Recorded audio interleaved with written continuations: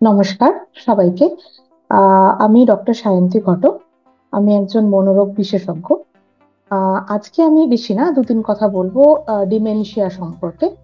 কিছু জন ডিমেনশিয়া টার্মটার সঙ্গে পরিচিত, কারণ তাদের বাড়ির কেউ, হ্যাঁ, স্পেশালি বাবা মা, বয়স্ক মানুষেরা অধিকাংশ তারা ডিমেনশিয়াতে ভুগছেন। তো ডাক্তারবাবুর কাছ থেকে তারা রিসেন্টলি এই টার্মটা সম্পর্কে জানতে পারছেন।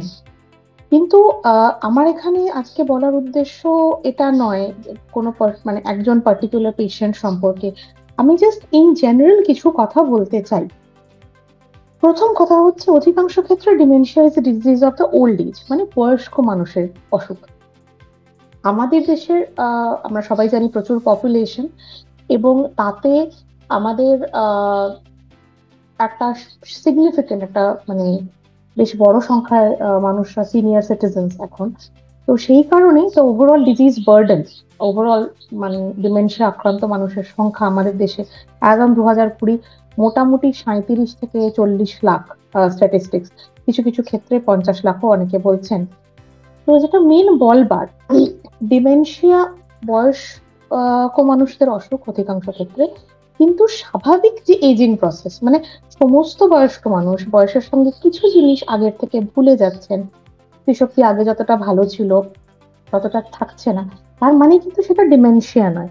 এবং এখানে ভুলে যাওয়াটা তো আমরা সবাই জানি বা বুঝি যে হ্যাঁ, ডিমেনশিয়ার একটা বড় সিমটম ভুলে যাওয়া। কিন্তু শুধুমাত্র ভুলে যাওয়া কিন্তু ডিমেনশিয়ার সিমটম নয়।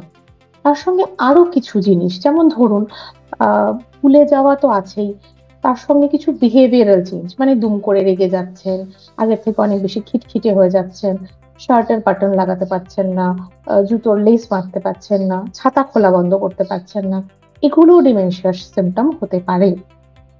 ডিমেনশিয়ার কিছু রিস্ক ফ্যাক্টরস থাকে, তার মধ্যে 1 নাম্বার অবশ্যই বয়স, 2 নাম্বার হচ্ছে জেনেটিক ফ্যাক্টরস।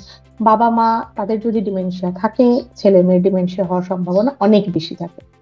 এটা হচ্ছে নন মডিফায়েবল, যেটা আমরা চেঞ্জ করতে পারবো না। কিন্তু কিছু মডিফায়েবল রিস্ক ফ্যাক্টরস থাকে, যেমন প্রেশার, সুগার, স্ট্রোক, মানে মাল্টিপল স্ট্রোক, স্মোক করা, অন্য কোনো নেশা করা, বা এটা দেখা গেছে যে যারা বেশি সংখ্যক ভাষা জানেন তাদের ডিমেনশিয়া অনেক লেটে অনসেট করে। বারবার আমরা বয়স্ক মানুষের কথাটা এমফেসাইজ করছি, সেটা ঠিকই, কিন্তু এইরকম নয় যে অল্প বয়সে হতে পারে না। হতে পারে, অবশ্যই সংখ্যা কম, হতে পারে, কিন্তু 50s মানে 50-60 বছর বয়সেও হয়। তার সঙ্গে আরো অনেক কিছু সমস্যা থাকতে পারে, যেমন বারে বারে পড়ে যাওয়া, বাথরুম বা এই ব্যাপারটা খেয়াল না থাকা, বা ধরুন বাথরুম ব্যবহার করে পরিষ্কার মানে না করা বা জল না দেওয়া ইত্যাদি। আমরা সকলে ব্যস্ত, আমরা সবাই বুঝি যে এই ব্যাপারগুলো ডে টু ডে, মানে দিনের পর দিন যারা সঙ্গে থাকেন তাদের জন্য অবশ্যই অবশ্যই খুব শক্ত। কিন্তু ইচ্ছে করে করছেন বয়স্ক মানুষ, পুরোনো কথা মনে আছে, নতুন কথা কেন মনে নেই। এই প্রসঙ্গে একটা কথা বলি, ডিমেনশিয়া কিন্তু একদম স্পেসিফিক্যালি রিসেন্ট মেমোরিকেই বেশি এফেক্ট করে। রিসেন্ট মেমোরি মানে 20 বছর আগের কথা মনে আছে, 2 দিন আগে কোথায় গেছিলেন মনে নেই। এটা কিন্তু প্লিজ ভাববেন না ইচ্ছে করে করছেন। এটা ডিমেনশিয়ার সিমটম হতেই পারে। আদৌ ডিমেনশিয়া কিনা তার জন্য অফকোর্স কোনো প্রফেশনালের কাছে যেতে হবে। এবং অত্যন্ত দুঃখের সঙ্গে জানাচ্ছি, ডিমেনশিয়া কিন্তু কিউরেবল না, মানে পুরোপুরি সারে না। তো ওষুধপত্র যেটুকু দেওয়া, তার সঙ্গে আমাদের উদ্দেশ্য থাকে পেশেন্ট এবং তার বাড়ির লোক বা যারা প্রাইমারি কেয়ার গিভার, তাদের জন্য যেন ব্যাপারটা ইজি হয়। মানে ইজি হয়, কারণ একদম যে বিছানায় পড়ে গেছেন সেরকম না। হুম, ধরুন বাড়ি থেকে চলে গেলেন, হারিয়ে যাচ্ছেন, খুঁজে পাওয়া যাচ্ছে না, এই সমস্ত। তো এই যে সিমটম গুলো, মানে ভুলে যাওয়া তো 1 নাম্বার সিমটম, তার সঙ্গে বিহেভিয়ারাল চেঞ্জ, দুম করে রেগে যাওয়া, খিটখিটে হয়ে যাওয়া, এগুলো হতে পারে সিমটম, ইনিশিয়াল সিমটম।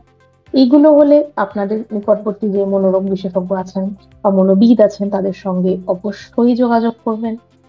জানাটা জরুরি। আরেকটা জিনিস আমার মনে হয় আমার পক্ষে একটু এমফাসাইজ করা দরকার, সেটা হচ্ছে যিনি প্রাইমারি কেয়ার গিভার, মানে যিনি মেইনলি দেখাশুনো করেন, তার জন্য ব্যাপারটা খুব স্ট্রেসফুল হতে পারে।